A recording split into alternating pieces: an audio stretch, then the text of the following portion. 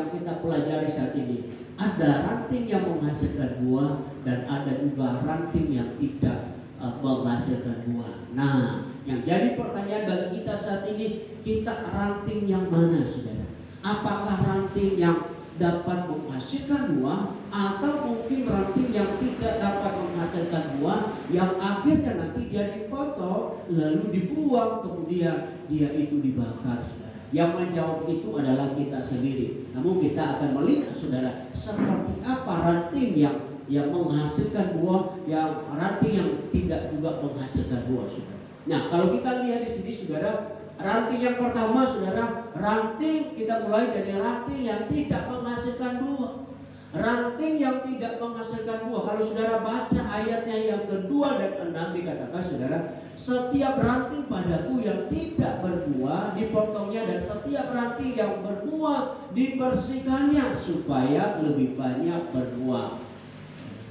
Barang siapa tidak tinggal di dalam aku, ia dibuang keluar seperti ranting dan menjadi kering, kemudian dikumpulkan orang dan dicampakkan ke dalam api lalu dibakar. Nah, inilah ranting yang tidak menghasilkan buah. Ranting yang tidak menghasilkan buah itu, saudara, yang pertama dia dipotong, saudara.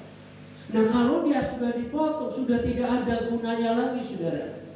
Ia tidak menghasilkan apa-apa. Sama seperti yang saya sampaikan tadi, saudara punya pohon mangga di rumah, atau mungkin pohon jeruk, atau mungkin pohon rambutan, saudara, mungkin ada ranting yang tidak berbuah, saudara, yang saudara pasti akan potong. Bersihkan itu. Untuk apa? Dia tetap ada di situ.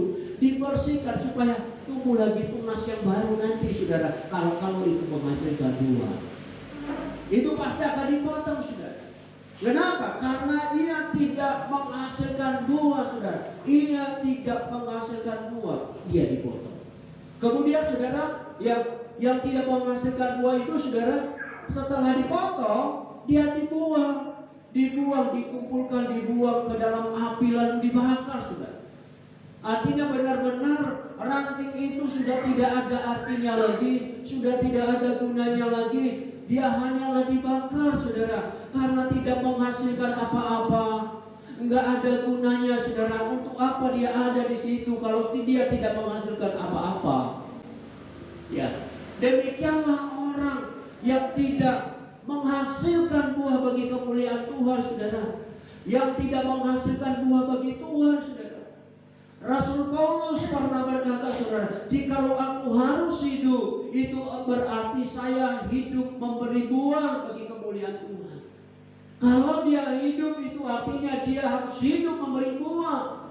Demikian juga kita yang hadir saat ini, saudara. Kalau kita masih ada sampai saat ini, masih hidup sampai saat ini, masih bernafas sampai saat ini, itu artinya, saudara, kita harus hidup memberi buah.